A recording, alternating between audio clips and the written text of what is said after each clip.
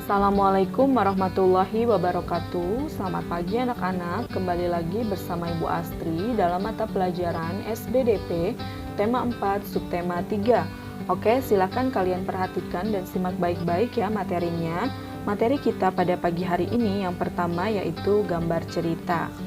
Gambar cerita adalah gambar yang terdapat pada sebuah karya tulisan.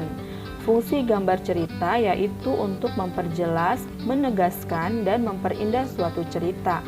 Satu gambar cerita hanya menceritakan salah satu adegan atau bagian sebuah cerita. Untuk menggambarkan suasana dalam cerita, perlu adanya objek gambar. Objek gambar meliputi manusia, hewan, tumbuhan, atau benda. Nah, perhatikan di sini langkah-langkah membuat gambar cerita. Yang pertama yaitu menentukan ide atau gagasan. Ide atau gagasan meliputi tema dari cerita, tokoh, karakter tokoh cerita, suasana, dan latar cerita tersebut. Yang kedua, membuat sketsa. Sketsa adalah rancangan gambar. Sketsa dibuat menggunakan pensil. Dan yang ketiga, mewarnai. Sketsa kemudian dipertegas hingga menjadi gambar jadi. Gambar tersebut kemudian diwarnai.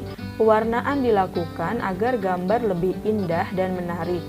Alat untuk mewarnai antara lain pensil warna, krayon, spidol, cat air, atau cat minyak.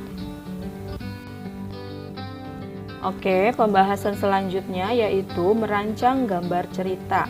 Sebelum membuat gambar, kita harus terlebih dahulu menentukan tema. Jika tema sudah ditentukan, kita dapat dengan mudah menentukan alur cerita.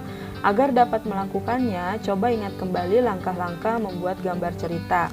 Nah, di sini perhatikan contoh pada gambar di bawah ini, ya. Kita lihat di sini temanya. Temanya yaitu akibat tidak berhati-hati saat bersepeda, ya, sesuai gambarnya ya.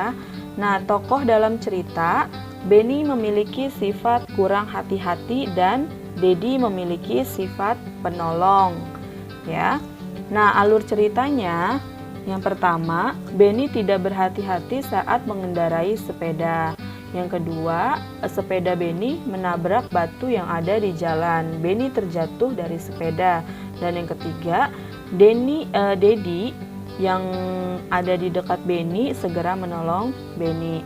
Nah, pada keterangan keempat di sini, gambar yang sesuai dengan cerita tersebut dapat dilihat pada gambar di samping. Ya, itu adalah contoh gambar cerita. Oke, itu adalah pembahasan kita pada pagi hari ini.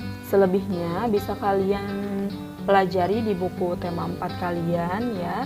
Ibu cukupkan, kurang lebihnya Ibu mohon maaf. Wassalamualaikum warahmatullahi wabarakatuh.